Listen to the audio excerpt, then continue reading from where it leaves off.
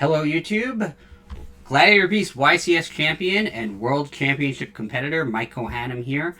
Today I'm going to talk about the Gladiator Beast decks that have made it to the top cut of a regional since the release of Supreme Darkness gave them new support.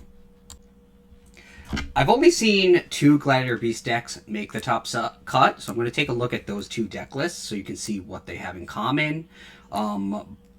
Which is a little bit disappointing that I've only seen two decks make it to the top cut of a regional, and I have not seen any Gladiator Beast decks make it into the top cut of a YCS. But I also do not see Gladiator Beast played a lot, so I am hopeful that the deck is underrepresented and is actually better than people give it credit for, and better than the results are showing. That said, both of the deck lists I've seen that have made the top cut of a regional are Tri-Brigade variants, which I believe from the beginning is the best way to play Gladiator Beasts. You can see my initial version of a Gladiator Beast Tri-Brigade deck post Supreme Darkness in one of my earlier videos. I've changed the deck a lot since then, but I still maintain that the synergy with the Tri-Brigade cards is probably the best way to play it, and I stress how powerful it is to summon Gladiator Beast Dragoseys with the effect of any of the Tri-Brigade monsters, and I think that's one of the reasons that it is the best way to play it. So here is the deck that made the top 4 of a Cannington regional. As I mentioned before, it is Gladiator Beast Tri-Brigade. This is before the newest Forbidden and Limited list took effect, so it does run 2 copies of Cripple Tactics Talent, which is also what I was up to in my build before the new Forbidden and Limited list took effect. But this is... I think this is a very solid Gladiator Beast deck. It's very similar to the deck I'm playing. The only thing I don't understand, and actually both Gladiator Beast decks have that in common, is they're using 1 copy of Rescue Cat. I think Rescue Cat is your best normal summon in the deck, so I don't understand why you would use only 1 copy. I play 3 copies in my deck, and it's the last card in the world I would cut. I have a video about everything you could do with only a single Rescue Cat in your Gladiator Beast deck. Obviously, if you have more cards in addition to the Rescue Cat, you can do even more.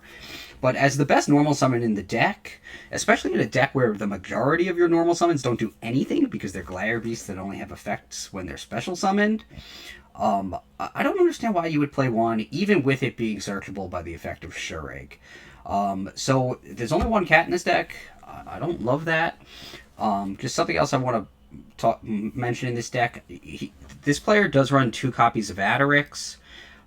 I only play 1. I understand you want to draw Gistel and Adarix together because that lets you summon Gladiator Beast Domitianus in under 5 summons so that you can't get hit by Nibiru the Primal Being. I have a combo video on that that I uploaded earlier on my YouTube channel, which you can check out if you're interested. But with Adarix being so searchable and also doing nothing if you draw it without the Gistel, I think 1 Adarix is enough. And the deck, doesn't live or die by Adarix. You can also do a lot even if you don't get Adarix. This player's also playing Gladiator Beast Augustus. I actually cut that from my deck. It was in my early builds. And this player's not running Noxious, which I actually think is really insane, because Noxious is key to several combos, some of which you can see on my channel, but also is a level 5 monster that helps you summon Claudius by sending a card from your deck to your graveyard. So that's another thing I really have a strong preference about. I think Noxious is critical to the deck, and when I show you the second deck list, you'll see that player is playing Noxious, and I did see in that player's YouTube video, and I did see because he posted in the Lair of the Gladiator Beast Facebook group, that Noxious was key to him. So I think he has the appropriate respect for Gladiator Beast Noxious that I share. The Tri-Brigade engine is actually the exact Tri-Brigade engine I use. I think it's definitely the way to go. Triple Fractal gets everything started. The double Nerval I like. It's a way to generate card advantage, especially with the field spell, which you can discard the Nerval, search for the Gladiator Beast, and then get the Nerval search as well. You have the kit, which you can use for the Rescue Cat. But you're really just maxed out on the cards you want to start with, which are the Fractal and also the Tenki, which, by the way, can search for Adderix. So I think the Tri-Brigade engine in this deck is absolutely perfect. I don't think I would change anything with the Tri-Brigade engine. And then he maxed out on ways to get to Gistel as well, with 3 copies of Proving Ground, 3 copies of the Field Spell, and then I think 1 comeback is not enough. I think 2 is perfect, because then you could always grab it with Gistel and get it back from the graveyard with a quest. So it may have worked for this player, but he must have been very careful about where his comeback went, and how he was going to get it next. But there it is. And then the tech cards, I mentioned the tactics before. Main deck, Called by the Grave. I side deck it, but I think Called by the Grave is really good because the deck can be vulnerable to monster effects that activate in the hand during your turn. And then the triple Book of Eclipse is interesting because it's something I hadn't even considered. And instead, I actually, for a little while, played Forbidding Droplet. But I think Book of Eclipse might actually be better than Forbidding Droplet in the current metagame for this particular deck. I had also considered just main decking Dark Ruler No More, which I side deck currently, which is similar to Book of Eclipse, in that it kind of blanks all their monsters so that you can start tearing them apart with either battle or by slamming geysers on the field using Tamer Editor. So I like the Book of Eclipse in the metagame. That's interesting. The side deck, he obviously had a very specific plan about which decks he was going to use the cards against. Solemn Judgment, I'm sure, came in when this player went first. And the extra deck is fairly standard as well for Gladiator Beasts, especially Gladiator Beast Tri-Brigade. My extra deck is actually identical to this extra deck, except I play Gladiator Beast Esadari over the second Test Panther, and I rarely miss the Test Panther, and occasionally the Esadari really comes in handy. So, I mean, it's pretty close to what I'm playing. Obviously, this is a great deck list, and the player played it phenomenally to make it into the top 4. So I think this is a good starting point if you're interested in jumping into Gladiator Beast Tri-Brigade. I think most of the choices that this player made shows that he understands the deck. The Gladiator Beast Charge as well goes along with the 3 copies of the Field Spell, and is also, you can grab from the deck with cards like Gistel, since it searches for Gladiator spells or traps. Just one thing I want to mention actually about Charge that I hadn't really thought about earlier or realized earlier. For a little while I cut the Field Spells and cut the Charge, but then the deck just became extremely vulnerable to Typhon. So I put them all back, and then I had a plan for Typhon, where at least I could set up the Charge with my massive field and not be extremely vulnerable to Typhon in that instance. Because it was kind of sad when I drew the full combo, got out the double Domitianus, Heraclinos, Claudius, or Little Knight, and then they just go summon Typhon, detach a material, and just slowly tear apart the field, and there's nothing you can really do about it. So here is a deck that made the top 4 of a regional in Nova Scotia. I really like this build. I actually like this build better. But he is also using 1 copy of Rescue Cat. I understand you don't want to draw too many monsters when you can only normal summon once, but I think Rescue Cat is so powerful, I can't imagine dropping it down to 1 in this deck. Especially in the Tri-Brigade build, where you can get Kit and Gistel to do even crazier stuff. But there it is. But the Gladiator Beast lineup in this deck is pretty standard. It's really the one I like. The only main swap I would do is I play Vespasius over Augustus, just because it's not vulnerable to the Bestials.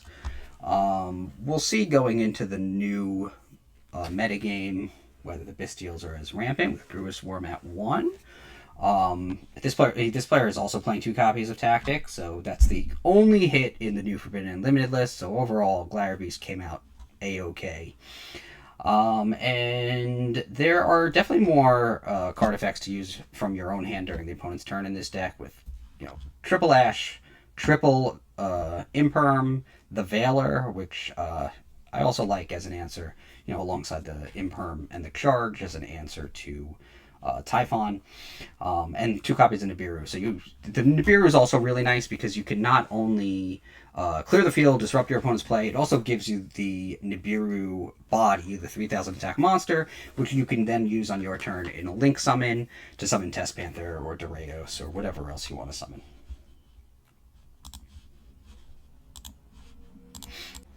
The Tri-Brigade engine in this deck is very similar to the one in the other deck, and the one in the other deck is identical to the one I use. The only difference is this player is playing 1 copy of Nerval. I really like the second copy, just so that you have some follow-up play. But, I mean, if you want to cut, especially for another card effect to use from your hand during the opponent's turn, it seems fair to play 1 copy of Nerval, but 2 is my preference. This extra deck is also very similar. This is, kind of standard for Gladiator Beasts. The difference between this extra deck and the other one that we just looked at is this player is playing 1 copy of Tamer Editor, which I think is insane. I think that's really, really bold. Because the main reason I think it's bold is if it gets hit by Nightmare Unicorn, you just lose. Not Nightmare Unicorn, sorry, Kashtira Unicorn. You just lose the game because it's going to be ripped out of your extra deck before it's even sent to the graveyard. And then you'll have no way of summoning Domitianus or Heraclinos for the entire duel because he hasn't even played Vespasius. Not that that's a reliable way to summon Domitianus, but you'll really just lose if they hit it with Kashtira Unicorn. So I think that's super risky. It could also get hit by a Bestial or a DD Crow or something like that. That's harder to do, though, because typically, before it's sent to the graveyard, you'll have summoned Domitianus, and you'll have the Domitianus available to negate a monster effect.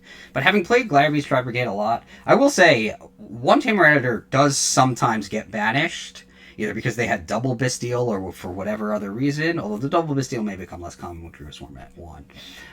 But it does sometimes get banished, and you are still sometimes able to win by summoning the second Tamer Editor. So I think 1 is really risky. And instead of playing the second, he's playing a second Doreos, which I'm not really a fan of playing 2 of, just because you're able to send it back to the deck with Claudius. Send it back to the deck to summon the Claudius, just send it as one of the 5 Gladiator Beasts. But I do understand the argument for playing a second Doreos because it lets you keep Link summoning to make Claudius easier to summon, and also gives you, if you don't have the 5 Glads in the grave to put Doreos back, you'll be able to summon another one next turn, and is a really powerful card.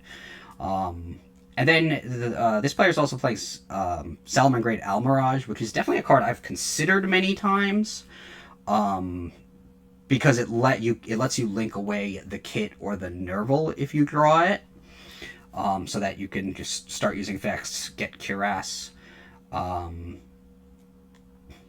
especially some of the Cuirass, banish some monsters from the grave, summon a Link monster, and go off from there. But it comes up every so often, so it's going to be a judgment call whether you think it justifies the inclusion of Salamangreat Almirage. It very likely could. And again, this player is also not playing Esadari. I mean, Esadari in my own extra deck it's a 15th card. Like if I had to cut something, it would be the Esadari. But I think I like Esadari better than either the second Doreos or the Almirage. And I think it's wild that there's only 1 Tamer Editor. And that's not negotiable in my deck. I'm playing 2 Tamer Editors. Because once you lose 1, it's really over. So yeah, so that's this deck. Molcharmi Fualos, I've been main decking 3 for a while, but I've been really on the fence about whether it's worth main decking or should just go in the side deck. It's definitely better when you're playing the field spell, since you could discard the Fualos to get a Gistel or another Gladiator Beast that goes with Gistel, so that you can kind of turn it into something useful. And interestingly, this player is also playing only 1 Gladiator Beast comeback, so that's interesting as well. This side deck is pretty cool, pretty standard, but also kind of cool. Lances are in there for Malice, I'm sure. Joel and Lockbird when they're going second against decks, that's add from deck to hand a lot. Peruli, I'm sure, is for going second. Dark Ruler No More I really like. It just blanks the field so you can tear it apart with your Glad Beast effects. Crossout Designator is now limited under the new Forbidden and Limited list, so we're not going to be playing 3 of those. But I think the thing that really merits discussion is the Triple Tactics Thrust and the Harpy's Featherstorm. This is something I wasn't using initially, but then started side decking. The Featherstorm can be used if you have a Winged Beast, which is actually very easy to do. So in the main deck, the only one you actually have is Gladiator Beast Quest. He is a Winged Beast. I think Fuelos is also a Winged Beast, but you probably don't have that in your deck when you're going first, which is when you would side in the Harpy's Featherstorm. But more importantly, the Link Monster Gladiator Beast Dragacies is a Winged Beast. So if you get any 2 Gladiators out, you can Link summon it and your Featherstorm will be live. Or if you summon any Tri-Brigade monster with 2 Tri-Beasts, Beast, Warrior, Winged Beast in your graveyard, you can just banish 2 of them, summon Dragacies, and your Featherstorm will be live. The Triple Tactics Thrust will allow you to set the Featherstorm from your deck if your opponent uses a monster effect on your turn. And flipping the Featherstorm very often just wins you the duel because your opponent can't use monster effects. So I think the high reward for successfully activating it and the relative ease with which you can get a monster on the field to activate it makes it a really strong side deck card for when you're going first. So I think that's really the most interesting thing in the side deck that I wanted to talk about, and it is something I do like very much. So those are the 2 Gladiator Beast decks I've seen that have made the top cut of a regional since the release of Supreme Darkness in the advanced format. If you know of more, please send them my way. I'm curious to see what other variants, if any, have made it to the top cut of a regional. But it does kind of confirm my belief that Tri-Brigade is the best complement to the Gladiator Beast strategy, and it is cool to have seen at least some success at the high levels of competitive play. If you're interested in playing Gladiator Beasts in tournaments, please check out some of my older videos. I have a lot of combos that will help you become a better Gladiator Beast duelist in the advanced format.